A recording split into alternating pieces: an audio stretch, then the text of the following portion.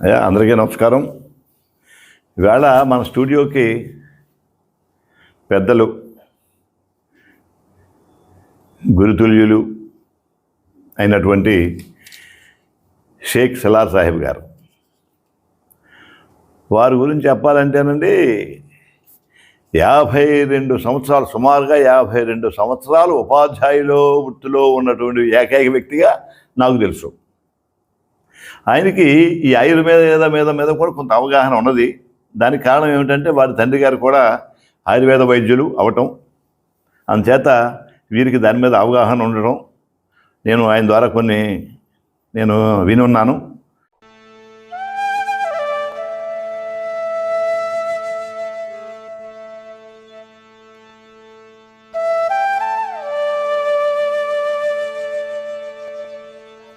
బాపుశ్రీ గారికి నమస్కారం. నమస్కారం సార్. అయ్యా, మీరు పర్యావరణ మిత్రగా ఎన్నో ఔషధీకృత మొక్కల గురించి బాగా స్టడీ చేశారు. రెండవది, ఆయుర్వేద వైద్యంలో కూడా మీకు ప్రావీణ్యం ఉంది. మూడవది, ఈ వస్తుగుణ ప్రదీపిక, వస్తుగుణ ప్రకాశిక గ్రంథాలను కూడా బాగా అధ్యయనం చేశారు మీరు. మరి ఇన్ని రకాలుగా ప్రావీణ్యం ఉన్నటువంటి మిమ్మల్ని ఒక చిన్న విషయం గురించి అడగాలనుకుంటున్నాను ఈరోజు నేను. అదేమిటంటే అక్కల కర్ర.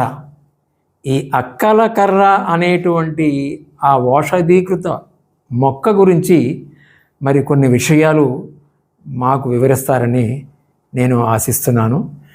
మొట్టమొదటండి మనం చెప్పుకోవాల్సింది అక్కల కర్ర. సాంస్క్రిట్లో అకరక అంటారు దాన్ని. అది రెండు రకాలు ఉంటాయండి. ఒకటి పెద్ద అక్కల కర్ర, చిన్న అక్కల కర్ర. పెద్ద అక్కల కర్ర మొగ్గ ఇంత మొగ్గ ఉంటుందండి. చిన్న అక్కల కర్ర ఇంత మొగ్గ ఉంటుందండి. చిన్న అక్కల కర్ర పసుపచ్చగా ఉంటుంది మొగ్గ. దానిది అయితే పసుపు ఉండి మధ్యలో ఎరుపు ఉంటుంది పెద్ద అక్కల కర్రకి. ఇక్కడ తెలుసుకోవాల్సింది ఏమిటంటే పెద్ద అక్కల కర్ర కంటే చిన్న అక్కల కర్రకి ఔషధ గుణాలు ఎక్కువ. సాధారణంగా పెద్ద అనేసరికి ఎక్కువ ఉన్నదని సాధారణ పెద్ద అంటారు. దీంట్లో రివర్స్ అండి ఇది. చిన్న అక్కల కర్రకి ఎక్కువ ఔషధ గుణాలని నేను కొన్ని గ్రంథాల ద్వారా పెద్దల ద్వారా తెలుసుకున్నాను. నేను వాళ్ళు చెప్పిన దాన్ని బట్టి దీనికి ఎక్కువ ఉన్నాయని నాకు అర్థమైంది. నాకు ఇది పెద్ద అక్కల కర్ర అయితే మీకు అక్కడక్కడ దొరుకుతుందండి, మనకు దొరికేది కాదు, లభ్యమయ్యేది కాదు. చిన్న అక్కల కర్ర ప్రతి వ్యవసాయ క్షేత్రంలోని చిన్న అక్కల కర్ర లేకుండా ఉండదు. అది మన చాలామందికి తెలియక, అది అక్కల కర్రని తెలియక దాన్ని ఏదో అనుకోవటం తప్పండి. అది అన్ని చోట్ల లభ్యం అవుతుంది. అది మీకు వీడియోలో కూడా మీకు మొక్క కనిపిస్తుంది. అదండి మీకు అక్కడి గురించి చెప్పాలంటే దాని మొగ్గ ఉంటుందండి, ఇంత మొగ్గ. నేను చిన్నక్కల గురించి చెప్తున్నాను. అది కనుక పూర్వం చాలామంది ఏం చూడంటే అప్పుడు కొరియర్లు కొంతమంది ఉండేవారండి. అంటే ప్రయాణ సౌకర్యాలు లేని సమయం అది. అంటే కొరియర్స్ అని ఈ బట్వాడా చేయడానికి ఒక మనిషి ఉండేవాడు. వాడు ఒక సంచి తగిలించుకొని ఒక కర్ర కానీ ఒక బల్లింగ్ కానీ పట్టుకుని అడవులంతా అంతా అడవే కదా అప్పట్లో. అడవంతా వెళ్ళి అక్కడికి బట్వాడా చేసి తిరిగి వచ్చేవాడు. మధ్యలో ఎక్కడ దాహం అయితే మంచినీళ్ళు దొరకవు. కాబట్టి ఈ అక్కల కర్రని 4 మొగ్గలు జేబులో వేసుకొని వెళ్ళేవారు. వెళ్ళి ఎక్కడైతే అతనికి దాహం వేసిందో అక్కడ ఆ మొగ్గని నోట్లో వేసుకుంటాడు. వేసుకొని కొద్దిగా నవిలితే సరిపోతుంది. అది ఎలా ఉంటుందంటే పులుపు కాకుండా, తీపి కాకుండా, వగరు కాకుండా తిమ్మిరిగా అనిపిస్తుందండి. అనిపించి వెంటనే లాలాజలం విపరీతంగా ఊరుతుంది మన నోట్లో. అది మింగేస్తూ ఉంటాడు. అది రీసైకిల్ అవుతుంది, దాహం తీరుతుంది అలాగా. అందుకోసం దాన్ని వాడేవారు. ఇకపోతే దాని వైద్య గుణాలు విశేషంగా మనం చెప్పుకోవాలి అంటే ఒకటి కాదండి. ఇది శ్లేష్మ, వాతం, పిత్తం, కఫం మీద కూడా ఇది చాలా బాగా పనిచేస్తుంది. దీంట్లోనండి యాక్చువల్గా దీని అయితే సమూలం అనాలి. సమూలం అంటే మొత్తం, అంటే ఏరు, కాండము, ఆకు, కాయ, పువ్వు, ఈ 5 రకాలు. వీటిని ఇదంటారులేండి, సమూలం అంటాం. మొక్క అంతా ఇది వాడవచ్చు. కానీ ఏరులో ఎక్కువ దానికి ఔషధ గుణాలు ఎక్కువ ఉన్నాయండి. నెక్స్ట్ కాండంలో ఉన్నాయి. అంచేత ఔషధాల్లో ఎక్కువ వాడేది. కొట్లోకి వెళ్ళి మీరు అక్కలకర్ర ఇమ్మంటే కాండం ఇస్తారు తప్ప ఏరు ఇవ్వడు. అది కాస్ట్లీ, దొరకదు. కాబట్టి వాడు కాండాలు ఇస్తాడు, మొక్కలు ఏరు ఇవ్వడు. అంచేత అక్కలకర్ర నుంచి చెప్పాలంటే అది విషయం. ఇకపోతే దాని గురించి మనం మాట్లాడుకుంటే ఇదండి ఎలా వస్తుందంటే, దెబ్బలు తగిలినప్పుడు ఆ వాపు వస్తుంది కదా, వాపుని తగ్గించడానికి కంఠంలో ఉన్నటువంటి నుస, లేకపోతే గొంతుకు బొంగురు పోవటం, మాటలు సరిగ్గా రాకపోవటం, కొంతమందికి మాట నాలుగు దలసర ఎక్కువై మనసు ముద్దగా వస్తుంది. వాళ్ళకు కూడా అది నాలిక పలచబడి స్వస్థమైనటువంటి మాట వచ్చేటువంటి లక్షణాలు ఈ ఔషధాల్లో దీంట్లో ఉన్నాయి. ఇకపోతే దీన్ని మనం ఒక రకంగా చెప్పాలంటే దీని వేరు మెయిన్, ఎక్కువ విలువలుంది వేరు. ఆ వేరుని మనం గంధం తీసి పట్టు వేసి, ఎక్కడ పట్టేయాలి, పార్శ్వపు నొప్పి, తలనొప్పి అంటాం కదా, అప్పుడు దాన్ని ఆ ఏరును అరగదీస్తే గ్రంథం వస్తుంది.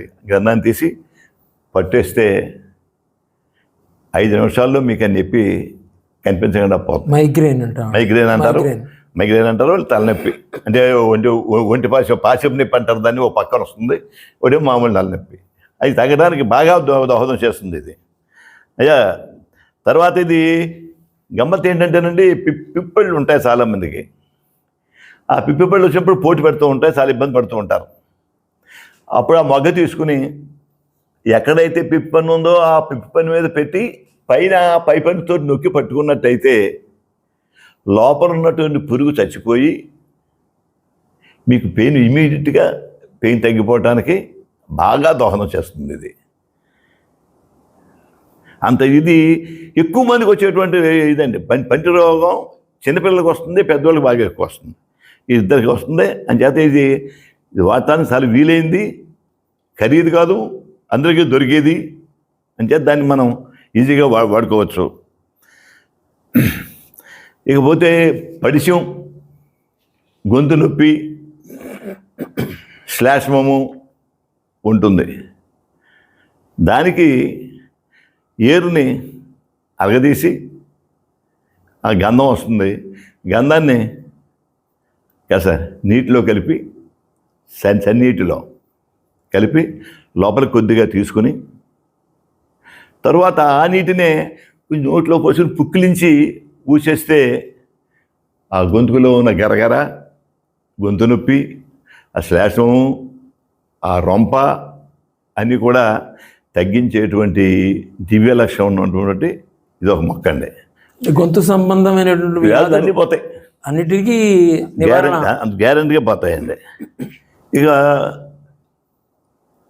రోగాలలో సవాయి రోగం అని ఒక రోగం ఉంది.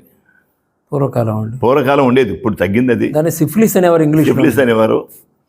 ఆ సవాయి రోగాన్ని తగ్గించడానికి ఇది పనిచేసినట్టుగా ఇంకేది ఆయుర్వేదంలో ఇంకేది పనిచేయదు. అంత బాగా ఇది పనిచేసేటువంటి లక్షణం ఉన్నటువంటిది ఇది ఒక మొక్క అండి. తర్వాత అండి దీన్ని ఏం చేయాలంటే, మనం అక్కడికర్ర 1 తులం, ఒక 1/2 తులం చండ్ర చూర్ణం, చండ్ర చెక్క దొరుకుతుంది కదా, చండ్ర ఉక్కుంటి చా కాదండి, చాచాలో చండ్రకర్ర, ఆ చండ్ర చూర్ణం. తర్వాత 3 తులాలు తేనె, ఇది కలిపి 7 మాత్రల కింద చేసుకుంటే రోజుకి 1 పరగడుపున. చాలామంది ఇక్కడ అవగాహన చాలామంది లేదని అనుకుంటున్నాను. పరగడుపు అంటే పొద్దుటే అని చాలామంది ఉద్దేశం అండి, కానీ కాదు. ఖాళీ కడుపు అని అర్థం అండి. మీరు ఎప్పుడన్నా వేసుకోండి, ఖాళీ కడుపుతో ఉండగా వేసుకోవాలి. ఇది గమనించండి. చాలామందికి తెలియదు, పరిగెట్టబట్టి పొద్దునే అని చాలామంది లేచిన వెంటనే అని చాలామంది అనుకుంటున్నారు. అది కాదు. ఖాళీ కడుపుతోటి అంటే ఏ ఆహారం లేకుండా ఉన్నప్పుడు అది వేసుకోవాలి. ఇది గమనించాలి. చాలామందికి తెలియదు ఇది. నేను పెద్దల ద్వారా కొన్ని గ్రంథాల ద్వారా నేను తెలుసుకున్న విషయం అది. అంచేత దాన్ని అలా ఉపయోగించండి అయ్యా. ఇకపోతేనండి అక్కలకర్ర గ్రహిణి చూడండి. పిల్లలు గ్రహిణి ఇది పడుతుంది, మోషన్ అవుతుంది, జిగట విరేచనాలు కూడా ఉంటాయి. వాటికి కూడా ఇది బాగా తగ్గించి మనల్ని ఆ రోగాల నుంచి తప్పించేటువంటి దివ్య లక్షణం ఉన్నది దీనికి. పైగా దీన్ని ఏం చేయాలంటే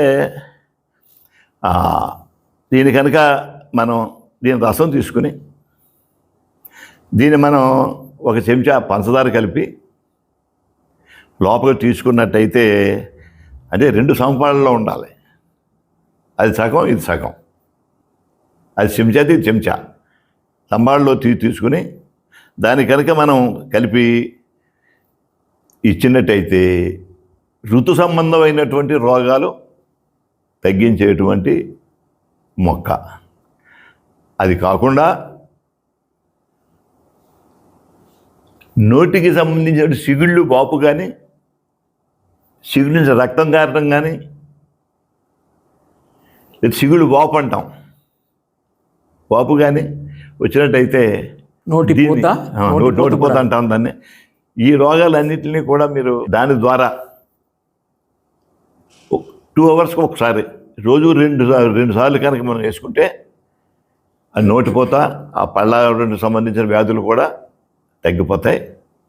ఇలాగా దీని గురించి చెప్పాలంటే ఒక ఎపిసోడ్ కాదండి, 4-5 ఎపిసోడ్ చేయొచ్చు మొత్తాన్ని చెప్పాలంటే. అంచేత ఏంటంటే సాధారణంగా అందరికీ అవసరమైనవి, నాకు కొంచెం బాగా అవగాహన ఉన్నవి, నేను కూడా పుస్తకాల ద్వారా పెద్దల ద్వారా తెలుసుకొని మాత్రమే మీకు చెబుతున్నాను. రికార్డుగా కాకుండా ఎవరో చెప్పకుండా వినేసి నా సొంతంగా చెప్పే సమస్య లేదు. ఇవన్నీ కూడా మీకు ప్రతి గ్రంథంలోని దొరుకుతాయి. మరి మీరు అడిగిన దానికి నేను సంపూర్ణంగా మీకు సమాధానం చెప్పాను. చాలా సంతోషం అండి. ఏమిటంటే పూర్వకాలం యావత్ ప్రపంచంలో కూడా ఆయుర్వేదం ఒక్కటే ఉందండి. ఇప్పుడు ప్రధాన వైద్యుల్లో ముఖ్యమైనటువంటి వైద్యులు ఎంతోమంది కార్డియాలజిస్టులు కూడా మీకు సరైన వైద్యం ఆయుర్వేదంలో మాత్రమే దొరుకుతుంది. మరి కొంచెం ముందుకు వెళ్తే దీనికి ముఖ్య కారకులు ధన్వంతరి, అశ్విని దేవతలు, వారి ద్వారా ఈ ఆయుర్వేదం ప్రాచుర్యంలోకి వచ్చిందండి. మరి అటువంటి ఆయుర్వేదాన్ని బాగా చదివి మరి మీరు ప్రజలకు అందజేసేటువంటి సదుద్దేశంతో ఉన్నారు. మరి ఈనాటి ఈ అక్కలకర్ర గురించి చక్కటి విషయాలు మీకు చెప్పారు, ప్రజలకు అందజేసేటువంటి సదుద్దేశంతో ఉన్నారు. మరి ఈనాటి ఈ అక్కలకర్ర గురించి చక్కటి విషయాలు మీకు చెప్పారు. మరి వారందరి ప్రేక్షకులు అందరి తరఫున కూడా మీకు మరొకసారి కృతజ్ఞతలు సమర్పించుకుంటున్నానండి. నమస్కారం అండి.